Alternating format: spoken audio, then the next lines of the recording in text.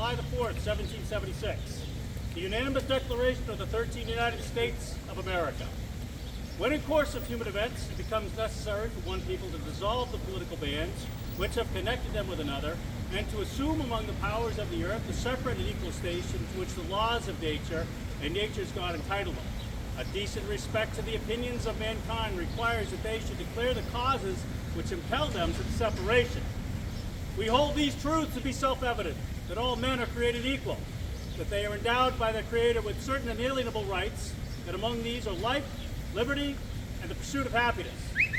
That to secure these rights, governments are instituted among men, deriving their just powers from the consent of the governed.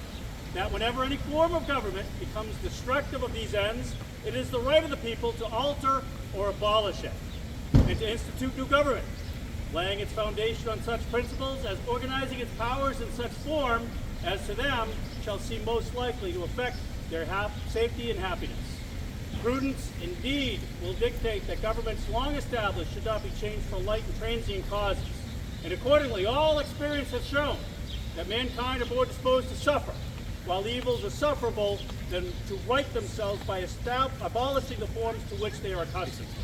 But when a long train of abuses and usurpations, pursuing invariably the same object, evinces a design to reduce them under absolute despotism, it is their right, it is their duty to throw off such government, and to provide new guards for their future security. Such has been the patient sufferance of these colonies, and such is now the necessity which constrains them to alter their former systems of government. The history of the present King of Great Britain is a history of repeated injuries and usurpations, all having in direct object the establishment of absolute tyranny over these states. To prove this, let the facts be submitted to a candid world. He has refused to assent to laws the most wholesome and necessary for the public good. He has forbidden his governors to pass laws of immediate and pressing importance unless suspended in their operation till his assent should be obtained. And when so suspended, he has utterly neglected to attend to them.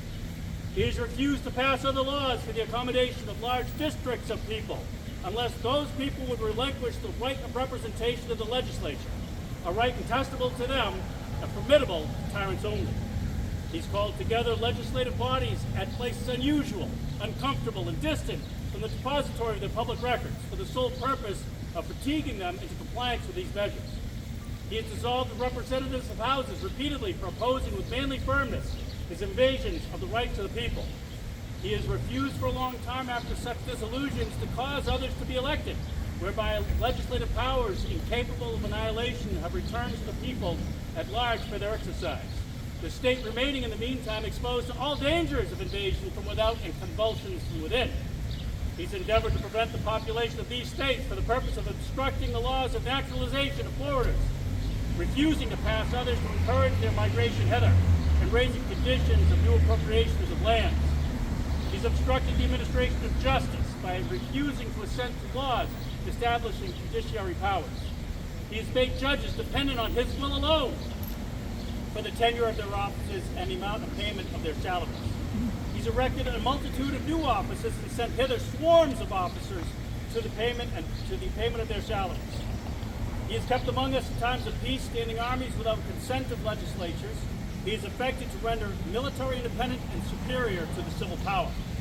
He has combined with others to subject us to a jurisdiction foreign to our Constitution and unacknowledged by our laws, giving his assent to their acts of pretended legislation, for quartering large bodies of armed troops among us, for protecting them by mock trial and punishment for any murders which they should commit on the inhabitants of these states, for cutting off our trade with all parts of the world, for imposing taxes on us without our consent, for depriving us in many cases of the benefits of trial by jury, for transporting us beyond the seas to be tried for pretended offenses, for abolishing a free system of English laws in neighboring provinces, establishing therein arbitrary government, and enlarging the boundaries as to render it at once an example and fit instrument for deducing the absolute rule of these colonies, for taking away our charters, abolishing our most valuable laws, and altering fundamentally the forms of government, for suspending our own legislatures and declaring themselves invested with power to legislate in all cases whatsoever.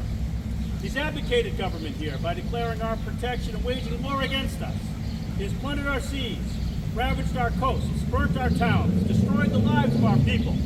He is at this time transporting large armies of foreign mercenaries to complete the works of death, desolation, and tyranny already begun in the circumstances of cruelty and perfidy, scarcely paralleled in the most barbarous ages,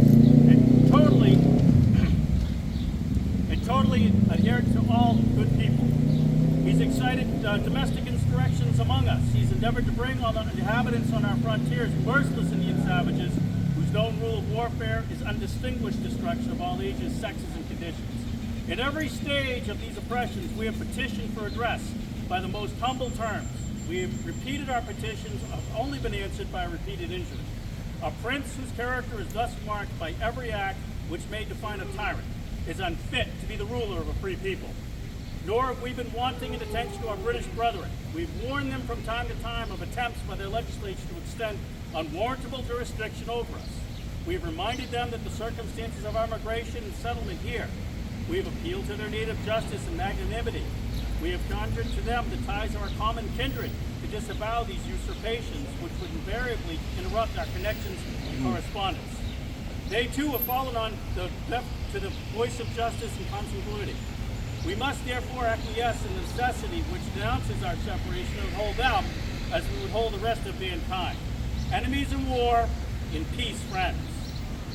We, therefore, the representatives of the United States of America in General Congress assembled, appealing to the Supreme Judge of the world for the rectitude of our intentions, do, in the name and under the authority of the good people of these colonies, solemnly publish and declare that these united colonies are, and of right ought to be free and independent states.